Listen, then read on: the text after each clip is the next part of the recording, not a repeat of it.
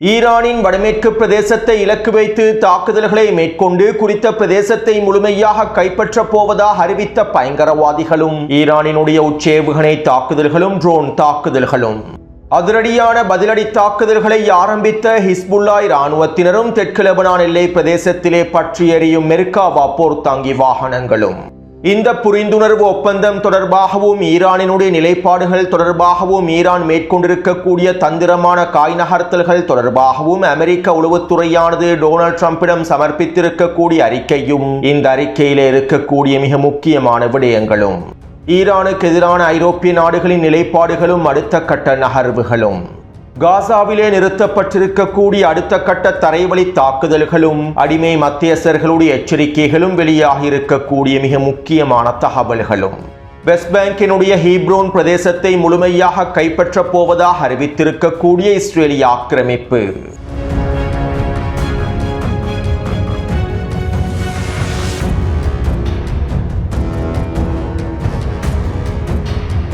West பேங்கினுடைய வரலாற்று சிறப்புமிக்க பிரதேசங்களில் ஒன்றாக ஹீப்ரோன் பிரதேசமும் காணப்படுகின்றது. வெஸ்ட் பேங்கினுடைய தெற்கு பிரதேசமாக அமைந்திருக்கக்கூடிய ஹீப்ரோன் பிரதேசத்தில் தான் வரலாற்று முக்கியத்துவம் வாய்ந்த இப்ராஹிமியா மசூதியும் காணப்படுகின்றது. டொனால்ட் ட்ரம்பினுடைய பீஸ் கவுன்சில் நிர்வாகத்தின் மூலமாக ஏற்படுத்தப்பட்ட யுத்த நிறுத்தத்தை தொடர்ந்து இஸ்ரேலிய ஆக்கிரமிப்பு ஹீப்ரோன் பிரதேசத்தில் இருக்கக்கூடிய இப்ராஹிமியா மசூதியை முழுமையாக தங்களுடைய கட்டுப்பாட்டுக்கு கீழால் கொண்டு வந்தது. காசாவிலே ஒப்பந்தம் கைச்சாத்திடப்பட்டதும் குறித்த மசூதி இஸ்ரேலிய ஆக்கிரமிப்பு முழுமையாக கைப்பற்றிக் கொண்டது.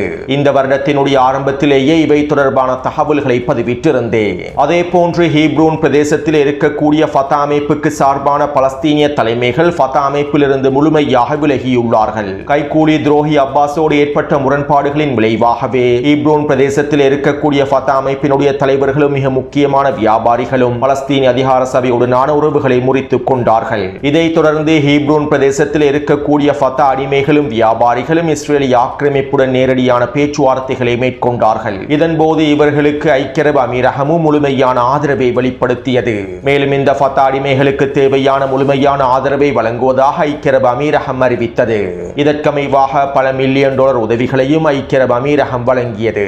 இதைத் தொடர்ந்து ஹீப்ரோன் பிரதேசத்தில் இருக்கக்கூடிய பலஸ்தீனிய வியாபாரிகளும் ஃபதா அடிமைகளும் இஸ்ரேலிய ஆக்கிரமிப்போடு பேச்சுவார்த்தைகளை மேற்கொண்டு ஹீப்ரோன் பிரதேசத்தினை ஒரு தனியான நிர்வாக அழகாக உருவாக்க வேண்டும் என்றும் இவ்வாறு ஹீப்ரோன் பிரதேசம் பலஸ்தீன் அதிகார சபையிலிருந்து தனியான ஒரு நிர்வாக அழகாக உருவாக்கப்பட்டதற்கு பின்பு நாங்கள் இஸ்ரேலோடு நேரடியான தொடர்புகளை ஏற்படுத்தி ஆபிரகாம் உடன்படிக்கையில் இணைந்து கொள்கின்றோம் என்றும் இஸ்ரேலிய நிர்வாகத்திற்கு கீழால் தனியாக இயங்கக்கூடிய பிரதேசமாக ஹீப்ரோன் பிரதேசத்தினை மாற்றி அமைக்கின்றோம் என்றும் தெரிவித்திருந்தார்கள். கடந்த வருடத்தினுடைய இறுதி பகுதியிலேயே இந்த சம்பவங்கள் நடைபெற்றிருந்தன.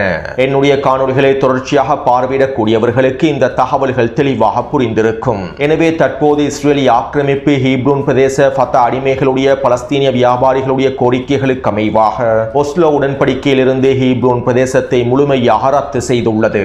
இதற்கமைவாக தற்போது ஒஸ்லோ உடன்படிக்கையிலிருந்து ஹீப்ரோன் பிரதேசமும் விடுவிக்கப்பட்டுள்ளது. அதாவது இஸ்ரேலிய ஆக்கிரமிப்பு ஹீப்ரோன் பிரதேசத்தை தற்போது முழுமையாக தங்களுடைய கட்டுப்பாட்டுக்குள் கொண்டு வந்து விட்டார்கள். ஹீப்ரோன் பிரதேசத்தில் இருக்கக்கூடிய இப்ராஹிமியா மசூதி தொடக்கம் அதற்கு அருகாமையில் இருக்கக்கூடிய அனைத்து பிரதேசங்களும் தற்போது இஸ்ரேலிய ஆக்கிரமிப்பின் கட்டுப்பாட்டுக்குள்ளே கொண்டு வரப்பட்டு விட்டன. மேலும் இனி வரக்கூடிய நாட்களிலே ஹீப்ரோன் பிரதேசத்தில் இருக்கக்கூடிய ஃபதா அடிமைகளோடும் பலஸ்தீனிய வியாபாரிகளோடும் பேச்சுவார்த்தைகளை மேற்கொண்டு ஹீப்ரோன் பிரதேசத்தினை இஸ்ரேலுக்கு கீழால் நேரடியாக இயங்கக்கூடிய தனியான நிர்வாக அழகாக மாற்றப் போவதாகவும் இஸ்ரேலிய ஆக்கிரமிப்பு ஊடகங்கள் செய்திகளில் குறிப்பிட்டுள்ளன. அடுத்து அமெரிக்காவுக்கும் ஈரானுக்கும் இடையிலான புரிந்துணர்வு ஒப்பந்தத்தில் காசா ஏன் இணைக்கப்படவில்லை என்பது தொடர்பான தகவல்களை நேற்றைய காணொலியில் தெளிவாக குறிப்பிட்டிருந்தேன். மேலும் இன்றைய தினம் இது தொடர்பாக இன்னும் சில முக்கியமான தகவல்கள் வெளியாகியுள்ளன.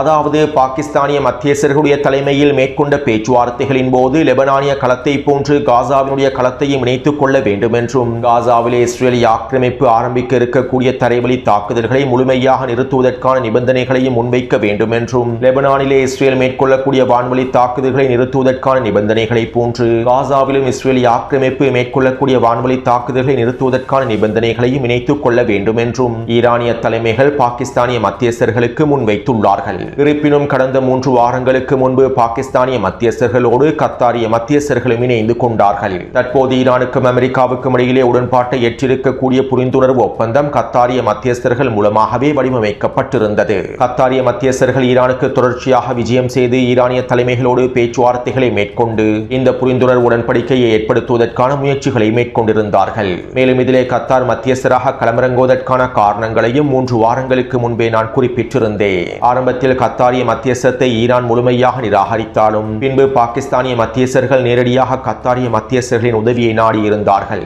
இதன் விளைவாகவே அமெரிக்காவுக்கும் ஈரானுக்கும் இடையிலான பேச்சுவார்த்தைகளில் கத்தாரிய மத்தியஸ்தர்களும் நேரடியாக சம்பந்தப்பட்டார்கள். மேலும் இதை தொடர்ந்தே தற்போது புரிந்துணர்வு ஒப்பந்தமும் எட்டப்பட்டுள்ளது.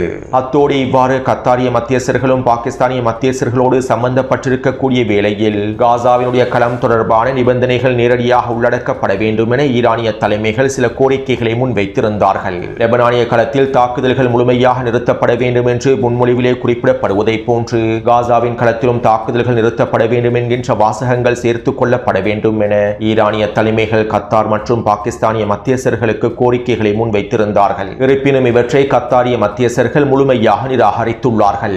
நாங்கள் காசாவுக்கான யுத்த நிறுத்த ஒப்பந்தத்தினை முடித்துள்ளோம். எங்களுடைய மத்தியஸ்தத்துக்கு கீழாலேயே இந்த யுத்த நிறுத்த ஒப்பந்தம் முடிக்கப்பட்டுள்ளது.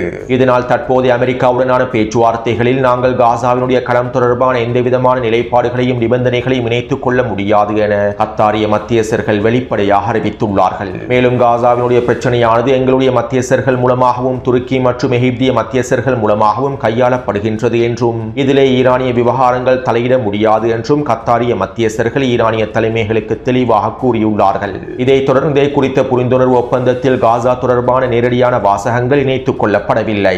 அதற்கு மாற்றீடாகவே லெபனான் உட்பட அனைத்து போர் முனைகளிலும் யுத்த நிறுத்தம் ஏற்படுத்தப்பட வேண்டும் என குறிப்பிடப்பட்டிருந்ததாக தற்போது தகவல்கள் வெளியாகியுள்ளன.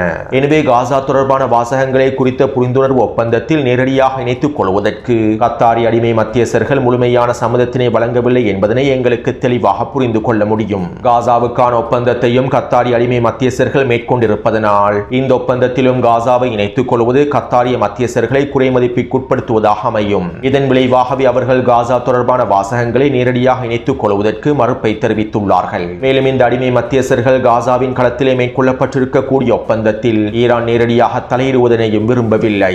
எனவே தற்போது குறித்த புரிந்துணர்வு ஒப்பந்தத்தில் காசா தொடர்பான நேரடியான வாசகங்கள் இணைத்துக் கொள்ளப்படாமைக்கான காரணங்களை உங்களுக்கு தெளிவாக புரிந்து கொள்ள முடியும். அத்தோடு காசாவிலே ஹமாஸ் முழுமையாக நிராயுதபாணியாக்கப்படாவிட்டால் காசாவின் களத்திலே அடுத்த கட்ட தரைவழி தாக்குதல்களை மேற்கொள்ளப் போவதாகவும் தாக்குதல்களை மேற்கொண்டு ஹமாஸை முடிவுக்கு கொண்டு வரப் போவதாகவும் இஸ்ரேலிய ஆக்கிரமிப்பு அறிவித்திருந்தது. 3 மாதங்களுக்கு முன்பே இவை தொடர்பான தகவல்களை குறிப்பிட்டிருந்தேன். இருப்பினும் தற்போது காசாவிலே இஸ்ரேலிய ஆக்கிரமிப்பு மேற்கொள்வதற்கு திட்டமிட்டிருந்த இந்த தரைவழி தாக்குதல்கள் இடைநிறுத்தப்பட்டிருப்பதாக தகவல்கள் வெளியாகியுள்ளன.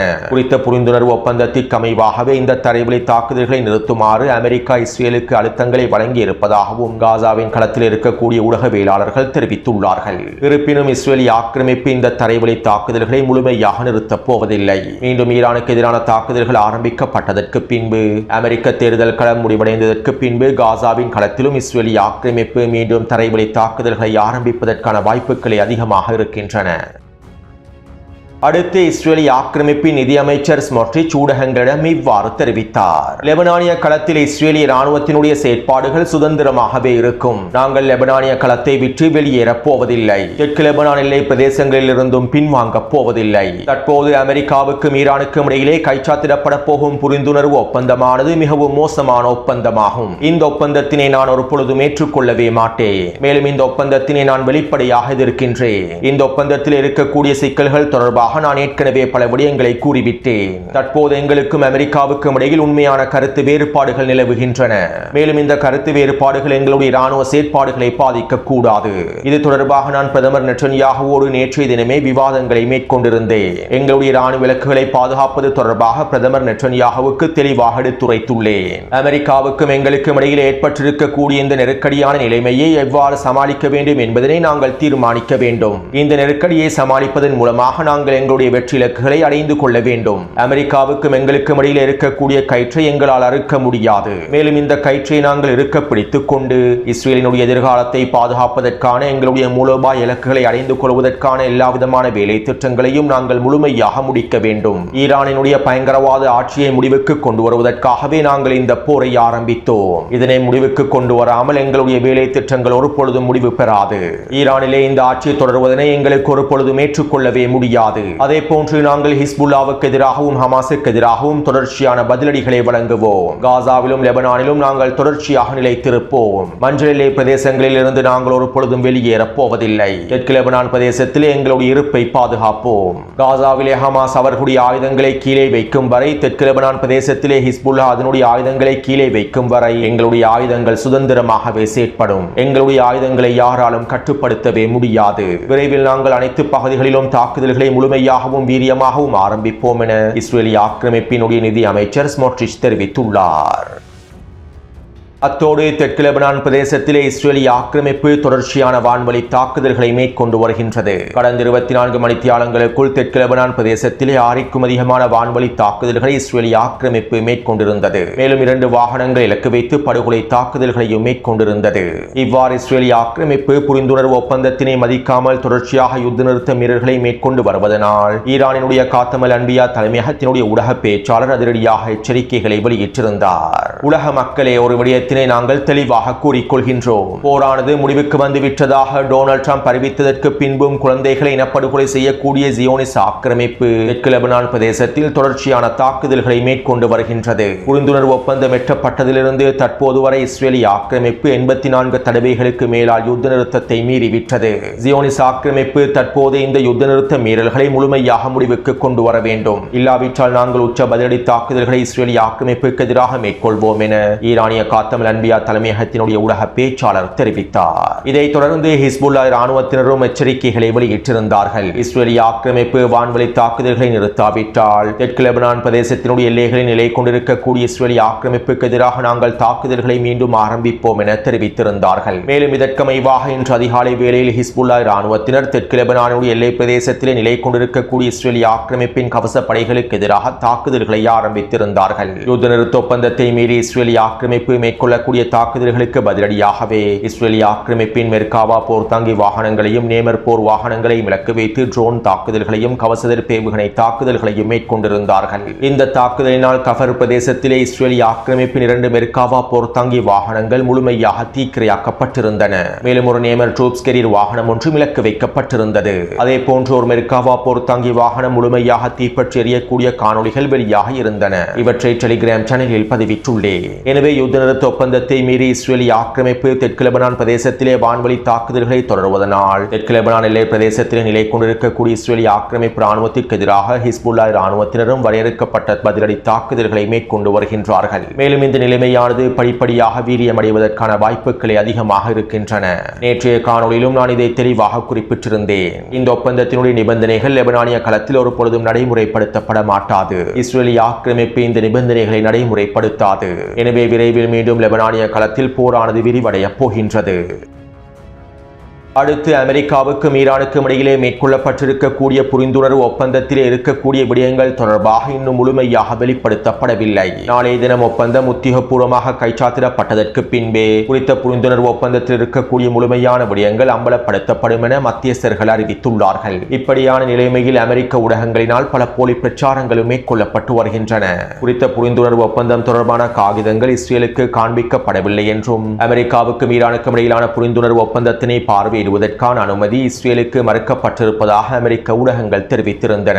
உண்மையில் இந்த செய்திகள் அனைத்தும் போலி செய்திகளாகும். ஒருபொழுதும் இஸ்ரேலிய ஆக்கிரமிப்புக்கு அனுமதி மறுக்கப்படுவதில்லை. இஸ்ரேலிய ஆக்கிரமிப்பு குறித்த புரிந்துணர்வு ஒப்பந்தத்தை ஏற்கனவே பார்வையிட்டுவிட்டது. அமெரிக்காவுக்கும் இஸ்ரேலிய ஆக்கிரமிப்புக்கும் இடையிலே உத்தியோகபூர்வமான உளவுத்துறை பரிமாற்றம் நடைபெறுகின்றது.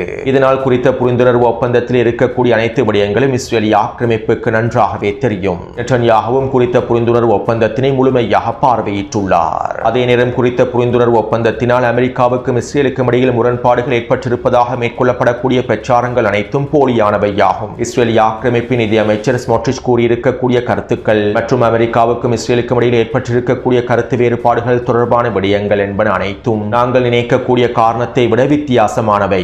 உண்மையில் இந்த புரிந்துணர்வு ஒப்பந்தத்தின் மூலமாக அமெரிக்காவுக்கும் இஸ்ரேலிய ஆக்கிரமிப்புக்கும் இடையில் இருக்கக்கூடிய கருத்து வேறுபாடு அமெரிக்க ஊடகங்களினால் வெளிப்படுத்தக்கூடிய விடயங்கள் அல்ல. ஈரானுக்கு எதிரான தாக்குதல்களை பிற்படுத்த தெளிவுபடுத்துவதிலேயே அமைந்துள்ளது. அதாவது நெட்டன்யாஹு ஈரானுக்கு எதிரான தாக்குதல்களை தொடர்ச்சியாக மேற்கொள்ள வேண்டும் என விரும்புகின்றார். இந்த புரிந்துணர்வு ஒப்பந்தத்தினை மேற்கொள்ளாமல் ஹெர்முஸ் ஜலசந்தி பிரதேசம் தொடர்பான விவாதங்கள் மேற்கொள்ளப்படாமல், ஈரானினுடைய எண்ணெய் வர்த்தகம் மீதான பொருளாதார தடைகள் நீக்கப்படாமல் ஈரானுக்கு எதிராக தொடர்ச்சியான மோதல்களை ஏற்படுத்த வேண்டும் என்று நெட்டன்யாஹு விரும்புகின்றார். அதே நேரம் டொனால்ட் ட்ரம்பும் அவருடைய நிர்வாகமும் அமெரிக்க தேர்தல் முடிவடைந்ததற்கு பின்பு ஈரானுக்கு எதிரான தாக்குதல்களை ஆரம்பிப்பதற்கு விரும்புகின்றார்கள். ஹெர்முஸ் ஜலசந்தி பிரதேசம் முழுமையாக இழுத்து மூடப்பட்டிருப்பதும் அமெரிக்காவில் எண்ணெய் விலையானது அதிகரித்திருப்பதும் அமெரிக்க தேர்தலை முழுமையாக பாதிக்கும். இதனால் அமெரிக்க தேர்தல் முழுமையாக முடிவடைந்ததற்கு பின்பே ஈரானுக்கு எதிரான உச்சப்போரை ஆரம்பிப்பதற்கு டொனால்ட் ட்ரம்பும் அவருடைய நிர்வாகமும் விரும்புகின்றார்கள். எனவே டொனால்ட் ட்ரம்புக்கும் நெட்டன்யாஹுவுக்கும் இடையில் இருக்கக்கூடிய உண்மையான கருத்து வேறுபாடு இதுதான் என்பதனை நாங்கள் தெளிவாக புரிந்து கொள்ள வேண்டும். நெட்டன்யாஹு தொடர்ச்சியாக தாக்குதல்களை மேற்கொள்ள வேண்டும் என விரும்புகின்றார். டொனால்ட் ட்ரம்ப் அமெரிக்க தேர்தலுக்கு பின்பு தாக்குதல்களை தொடர வேண்டும் என விரும்புகின்றார். அவ்வளவுதான். அடுத்து நடைபெற்றுக் கொண்டிருக்கக்கூடிய G7 மாநாட்டிலே ஈரான் தொடர்பாகவும் பல விவாதங்கள் மேற்கொள்ளப்பட்டுள்ளன. மேலும் இதன்போது பிரான்சும் பிரித்தானியாவும் ஜெர்மனியும் ஒன்றிணைந்து ஹெர்முஸ் ஜலசந்தி பிரதேசத்திலே புதைக்கப்பட்டிருக்கக்கூடிய கன்னிவெடிகளை அகற்றுவதற்கு முழுமையாக தயாராக இருப்பதாகவும் அறிவித்துள்ளார்கள். குறைந்தது 3 மாதங்களுக்குள் இந்த கன்னிவெடிகளை எங்களுக்கு முழுமையாக நீக்கிவிட முடியும் என்றும் தெரிவித்துள்ளார்கள். அது மட்டுமல்லாமல் பிரான்சும் பிரித்தானியாவும் ஜெர்மனியும் ஏனைய ஐரோப்பிய நாடுகளும் ஒன்றிணைந்து ஈரானுக்கு எதிராக விதிக்கப்பட்டிருக்கக்கூடிய பொருளாதார தடைகள் தொடர்பாக இவ்வாறு அறிவித்துள்ளார்கள். தற்போது அமெரிக்காவுக்கும் ஈரானுக்கும் இடையிலே ஏற்படுத்தப்பட்டிருக்கக்கூடிய புரிந்துணர்வு ஒப்பந்தத்தை நாங்கள் வரவேற்கின்றோம். அதே நேரம் நாங்கள் ஈரானுக்கு எதிரான ஒட்டுமொத்த பொருளாதார தடைகளையும் நீக்கப் போவதில்லை. ஒப்பந்தத்தினுடைய 2வது கட்டத்தில் 60 நாள் பேச்சுவார்த்தைகளில் ஈரான் ஒரு தெளிவான முடிவை எடுக்க வேண்டும். செறிவூட்டப்பட்ட அணுசக்தி திறன்களை ஈரான் முழுமையாக முடிவுக்கு கொண்டு வர வேண்டும். இவ்வாறு இந்த ஒப்பந்தத்தினுடைய 2வது கட்டத்திலே ஈரானினுடைய அணுசக்தி திறன்கள் முழுமையாக அளிக்கப்பட்டு விட்டது என்று உறுதி செய்யப்பட்டால் மாத்திரமே ஐரோப்பிய ஒன்றியம் ஈரானுக்கு எதிரான பொருளாதார தடைகளை நீக்கும் என தற்போது G7 மாநாட்டிலே ஐரோப்பிய ஒன்றிய தலைவர்கள் தெரிவித்துள்ளார்கள். குறிப்பாக பிரித்தானியாவும் பிரான்சும் ஜெர்மனியும் இதனை தெரிவித்துள்ளன. அடுத்து அமெரிக்க உளவு பிரிவான CIA உளவு பிரிவானது டொனால்ட் ட்ரம்பிடம் ஈரான் தொடர்பான எச்சரிக்கை செய்திகளையும் அறிக்கைகளையும் முன்வைத்துள்ளது.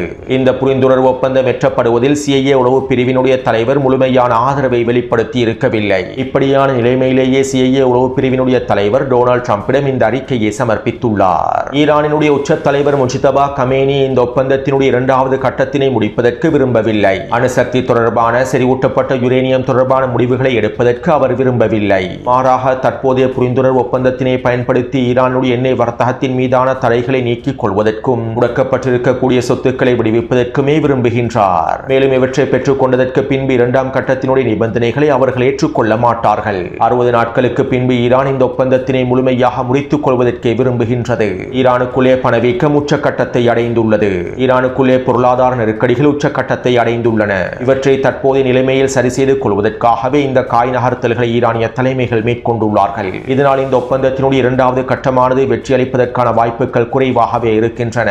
மேலும் ஈரானை ஒரு பொழுது முழுமையாக நம்ப முடியாது. இந்த கால இடைவெளியை பயன்படுத்தி ஈரான் அணுசக்தி திறன்களை மாற்றி அமைக்க முடியும். செறிவூட்டப்பட்ட யுரேனியம் தொடர்பான விடயங்களையும் மாற்றி அமைக்க முடியும். இது அமெரிக்காவுக்கும் இஸ்ரேலுக்கும் மிகப்பெரிய ஆபத்தாகவே முடிவடைந்து விடும் என குறித்த உளவுத்துறை அறிக்கையில் CIA உளவு பிரிவினுடைய தலைவர் தெரிவித்திருப்பதாக அமெரிக்க ஊடகங்கள் குறிப்பிட்டுள்ளன.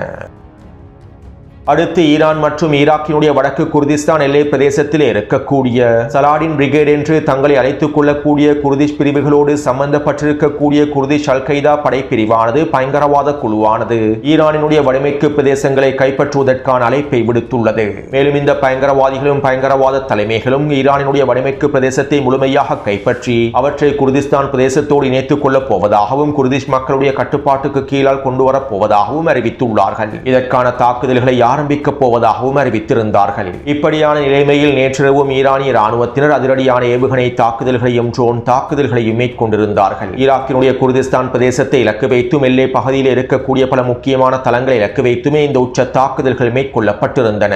இந்த தாக்குதலிலே குர்திஸ்தான் பிரிவினைவாத அரசியல் கட்சிகளுடைய பல முக்கியமான தளங்கள் அளிக்கப்பட்டிருப்பதாகவும் சில முக்கியமான தலைமைகளும் அளிக்கப்பட்டிருப்பதாகவும் தெரிவிக்கப்படுகின்றது. அத்தோடு ஈரான் குர்திஸ்தான் பிரதேசத்தை இலக்கு வைத்து மேற்கொள்ளக்கூடிய தாக்குதல்களை நிறுத்தப் போவதில்லை என்றும் அறிவித்துள்ளது. நாங்கள் குர்திஸ்தான் பிரதேசத்தை இலக்கு வைத்து தொடர்ச்சியான தாக்குதல்களை மேற்கொள்வோம். ஈரானுக்கு எதிரான அச்சுறுத்தல்கள் முடிவுக்கு கொண்டு வரப்படும் வரை நாங்கள் இந்த தாக்குதல்களை தொடர்வோம் என ஈரானிய ராணுவத்தினரும் அறிவித்துள்ளார்கள். எனவே இந்த காணொலி தொடர்பான கருத்துக்களை பதிவிடுங்கள். தொடர்ந்தும் என்னுடன் இணைந்திருங்கள். நன்றி, வணக்கம்.